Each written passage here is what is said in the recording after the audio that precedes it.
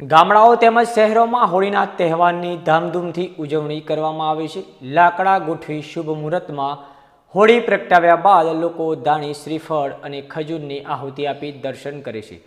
પરંતુ અહીં હોળી પ્રગટાવ્યા બાદ શ્રદ્ધાળુઓ દાદાનું નામ લઈ અંગારામાંથી ઉગાડા પગે પસાર થાય છે। આશ્ચર્યની વાત તો એ છે કે શ્રદ્ધાળુઓ આટલી પ્રચંડ ગરમી અને ધગધગતા જીવંત અંગારામાંથી પસાર થાય છે, પરંતુ આજ દિન સુધી કોઈ શ્રદ્ધાળુને કોઈ પણ જાતની ઈજા કે દાઝ્યાના નિશાન જોવા મળતા નથી। નમસ્કાર, આપ જોઈ રહ્યા છો બીજી ન્યૂઝ ગુજરાતી અને હું છું અલ્પેશ નાયક।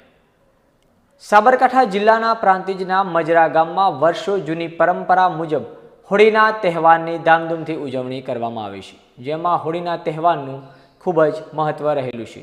મજરા ગામમાં પરંપરાગત રીતે ઘણા વર્ષોથી ભૈરવ દાદાના મંદિરે હોળીના તહેવારની ભક્તિભાવ તેમજ ઉલ્લાસભેર ઉજવણી કરવામાં આવે છે, જેમાં મજરા ગામના યુવાનો લાકડા લાવી ભૈરવ દાદાના ચોકમાં ગોઠવી શાસ્ત્રોક્ત વિધિ મુજબ શુભ મુહૂર્તમાં હોળી પ્રગટાવવામાં આવે છે, જેમાં હોળી પ્રગટાવ્યા બાદ દરેક સમાજના લોકો પોતાના ઘરેથી ઘાસના પૂળા લઈ હોળીના ફરતે 5 આંટા ફરી લીમડાની ડાળ હોળીની અગ્નિને સ્પર્શ કરી ઘરે લઈ જાય છે।